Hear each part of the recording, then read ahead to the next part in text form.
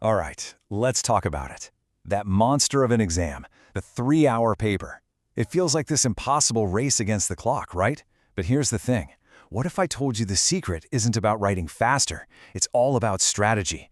We're going to break down exactly how the top students conquer that clock. So how do you actually win this thing? I mean, that's the big question, isn't it? You've put in the hours, you know your stuff, but can you get it all down on paper before that final pens down call? It's a feeling every single student knows. And look, if you feel that pressure, you're not alone. It's totally normal.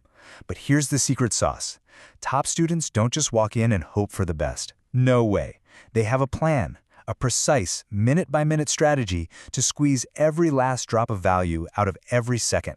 And that is exactly what we are going to dive into right now.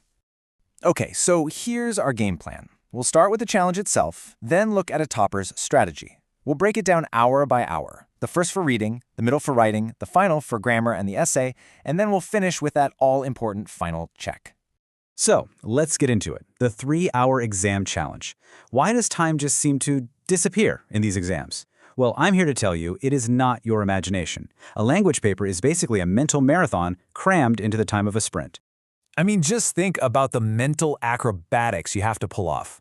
1 minute you're dissecting these super long comprehension passages. The next you're trying to remember the exact format for a report. Then, boom, you're into complex grammar. And to top it all off, you have to write a 400-word essay.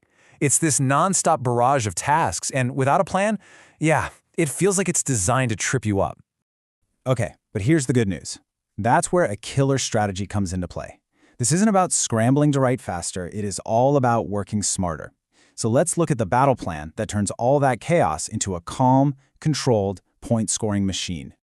So here it is, the whole 180 minutes, laid out from start to finish. You see that? We kick off with 15 minutes of strategic reading. Then it's into comprehension, then directed and proposal writing, then grammar and the essay. And look at that at the very end, that little 15-minute block. That is your secret weapon. That's your safety net. And why does this timeline work so well? It's so simple but so powerful. You let the marks dictate your minutes. This isn't just random guesswork. It's a direct calculation. You're going to spend a big chunk of time, 50 minutes, on the 20-mark comprehension. But for a 10-mark proposal, just 15 minutes. It's all about getting the best possible return on your investment for every single minute you're in that room. All right, let's zoom in on that first hour, reading and comprehension. Honestly, how you start this exam can make or break the whole thing. This first hour is all about laying a solid, calm foundation for success. Okay, those first 15 minutes of reading time, this is pure gold. You have to resist that urge to just grab your pen and start scribbling. Don't do it. Instead, step 1. Take 5 minutes and just scan the entire paper. Get the lay of the land. This isn't wasting time. You're telling your brain what's coming, which calms your nerves. Then, and only then, you dive deep into the comprehension passage for a solid 10 minutes. Right. Because you're reading it twice. And that second read-through, that's where the magic really happens. The first time, you're just getting a feel for it, right? But the second time, your brain is already working.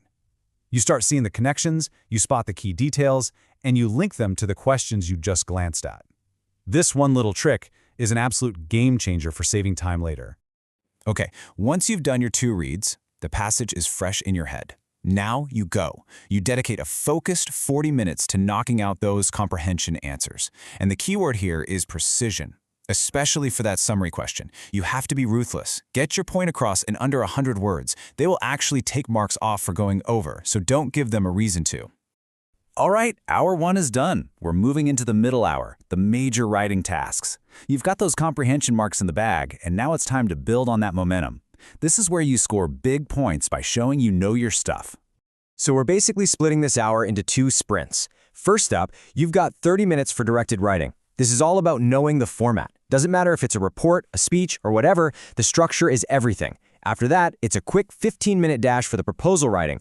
And again, this isn't about writing a beautiful novel, it's about nailing a clear, logical structure. You're just ticking the boxes. And this is so important. You have to know these formats cold before you even walk into that exam hall. You need to practice them. Speeches, newspaper reports, SOPs, book reviews, get so comfortable with them that they're second nature. That way, in the exam, your brain power goes into the content, not into worrying about where the date is supposed to go. Okay, we're coming into the home stretch now, the final hour. This is where you might start to feel tired, but don't worry, the plan is ready for it. It's time for the final push, grammar and the big essay. So, look how we split this last hour. A solid 40 minutes, the biggest chunk, goes to that high-scoring essay. And we've got 25 minutes for grammar. But here's the key. The order matters. We're going to tackle the nitty-gritty grammar section first. Get it out of the way. That frees up your mind to pour all of your focus and creativity into that essay without anything else nagging at you. And listen, here's a pro tip for that grammar section, and it's a big one. If you get stuck on a question, just move on. Seriously, don't sit there for 5 minutes wrestling with one tricky sentence. Just put a star next to it and keep going. Bank all the easy points first. One tough question is just not worth derailing your entire schedule. You can always come back. Then, when you get to the essay, you need to be strategic with your choice.